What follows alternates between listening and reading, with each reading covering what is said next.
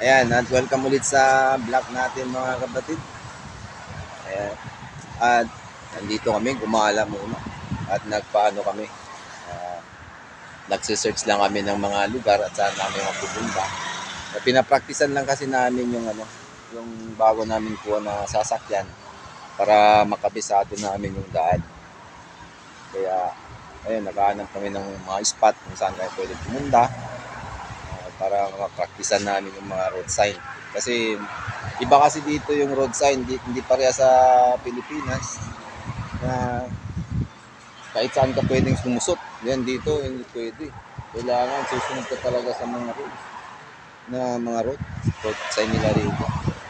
Yan, ito yung mga sasakyan namin na bago namin kinuha. Kakarating lang kaninang umaga. Ayan, ito yung mga sasakyan namin dito. Itong puti. Ayan. Ito yung sa akin. Yung puti na yan. Ito. Ayan, bagong kuha na. Kanina lang yan dumating. Ayan, kaya pinapraktisan na natin para magkabisado natin. Ayan. Ito yung bagong kuha na sasakyan. Ayan. Kanina lang yung umaga dumating.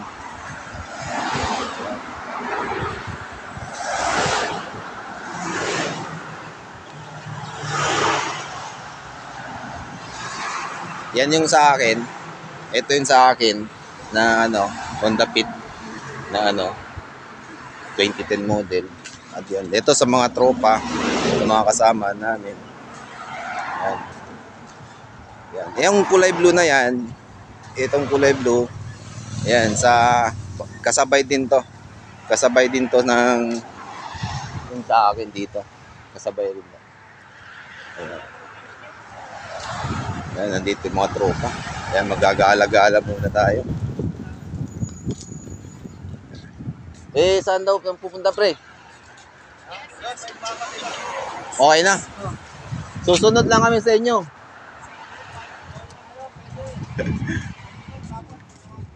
Ayun mo sa ano mo lang siya.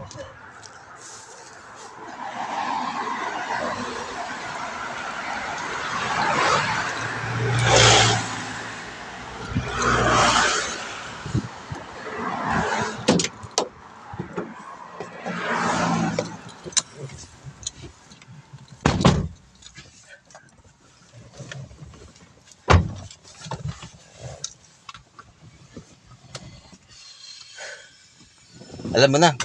Diretso lang. Kasing ano nga. Ay, hindi ba papatayin yung ano mo? Wala na, lobat na yun isa ko eh. Ito, wala tong data. Ito. Yeah, i-video mo lang, pre. Ha? I-video mo lang. Iharap mo lang dyan. Alin? Bibidyo mo? Para may ebidensya tayo dyan. Bibili ka ano yan, full order mo.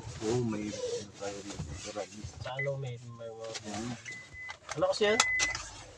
29? Si Cliff. Si Life. Yan. Yan, si Cliff Road. Hillburns, no? Ito. 8 kilometers. Yun. Iba yan na. Okay na? Ayun na, nandun sila.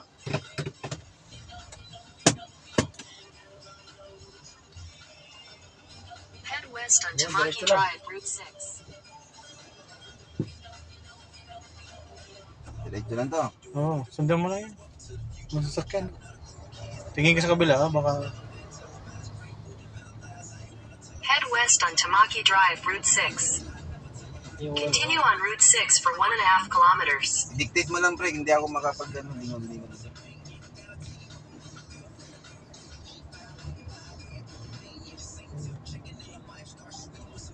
Sige, pasok mo. Yan.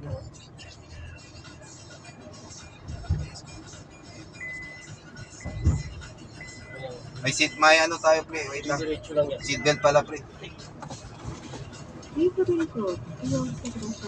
Saan yan? Chinese yun. Saan? Ano mo sa kanya muna yung seatbelt. Paano muna, pre? Seatbelt. Pitan mo na. Diretso lang. Diretso lang. Ngayon mo kasama ito. Ay, ba yan? Doon na. Sa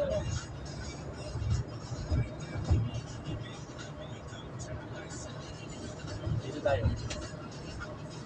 Diretso lang. Hindi dito yung road trip para Dito tayo sa kabila. Oo, dyan lang, dyan ka lang. Dyan ka lang, steady ka lang dyan. Dictate ka lang ha. dapat pag-aralan mo yung ano yun, kaya lang tumitingin ka. Lagi pagkabisaduhin mo muna yung pagdadrive mo, no? Kailangan nga eh.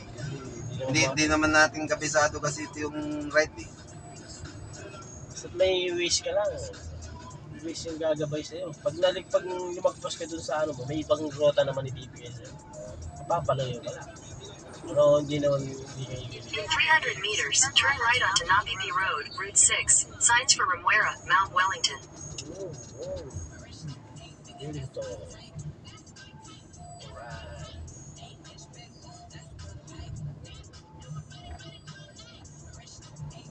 Yan, senyas ka. Senyas ka din. Ganun yun. Left tayo, left. Oo, yun, yung senyas yun. Yun. Left tayo, left. Oo, Turn senyas right daw. onto Napipi Yun, Road, oh, sundan mo Route lang yun, 6. oh. Signs nga, for left. Remuera, Mount Wellington. Ah, right, right. Yeah, stop ka, stop. Stop. Sundan mo lang yan. Yun, oh. Yung signal. Papunta yan dun. Papunta siguro yan doon, no? Dito na naman tayo sa isang location. Ayan, nakarating din kami rito ngayon. Nagmala. Hindi na ano lang kami. Kaya pinapraktisan namin yung mga ano natin, daan dito para makabisaduhan natin kung paanong ano, kung saan tayo lulusot, saan tayo dadaan. Kaya yan, gumagala-gala tayo para alam natin yung dadaanan natin pag ano na tayo. May site tayo kung saan tayo pupunta. Ayan, nakarating naman kami ng safe. Ayan, thanks God. Ayan ako.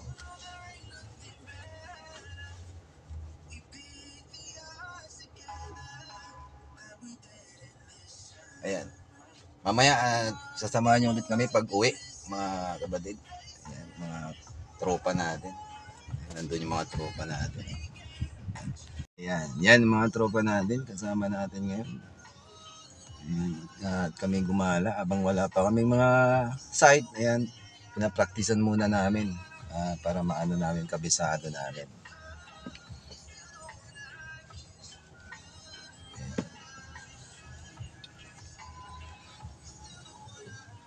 At mamaya at pauwi namin,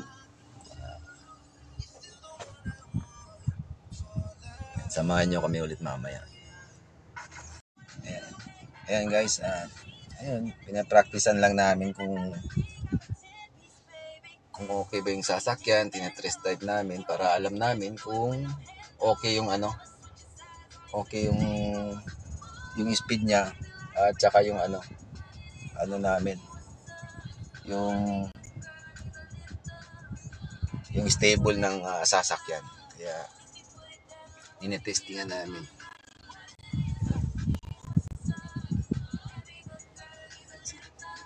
Mamaya samahan niyo akong pag-uwi.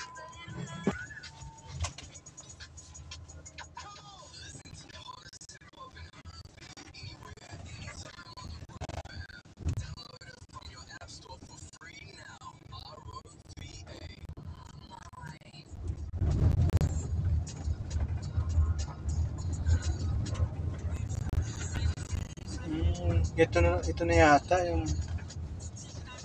ito nga. Pwede ka magmani-mani. Ito. Diretso lang tayo, pre. Oo, yan. Sundan mo lang yun.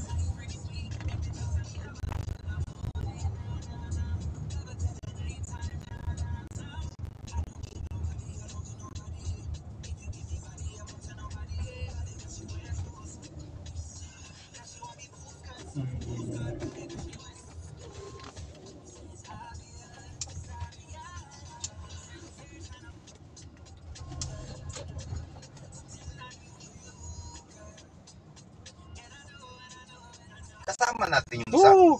Ha? Oo. Ang dami na. Sige, doon ka. Doon, wala. Tutok mo lang din.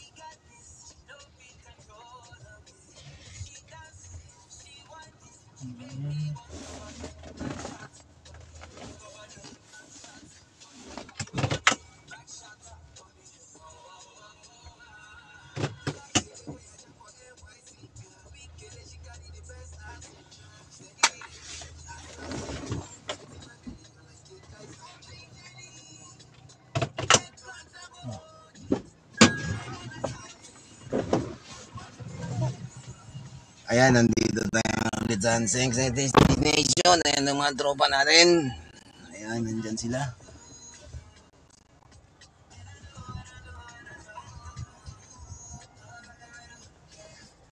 Ayan. Ayan, pauwi na tayo, no? Pauwi na kami, guys. Ayan, kumaalan na kami.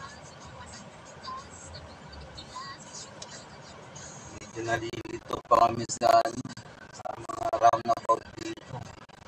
Kaya, practicean pa natin.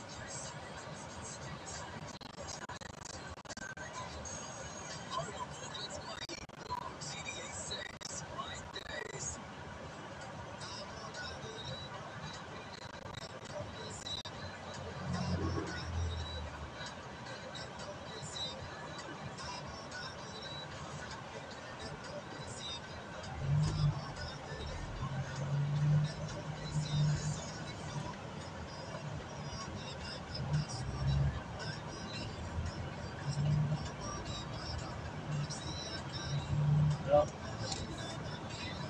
Yes, sir. Oo. Oo.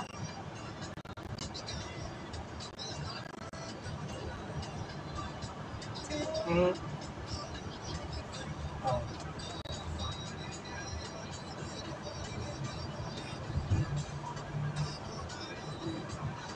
Oo.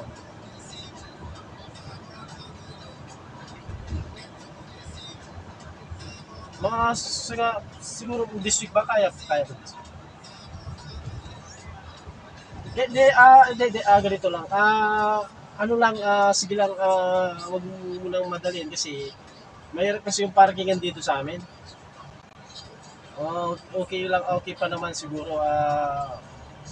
Ganun muna, no? Kung ano. Diretso lang, pre. Oo, diretso lang. Oo, tama naman. I-allowance mo lang, pre, kung liligo tayo. Tama naman, pre. Tsaka ano lang, paki-double check na lang, pre, para ano. Sige. Salamat. Okay. Hindi naman. Sige. Salamat, Brad. Okay, thank you. Okay.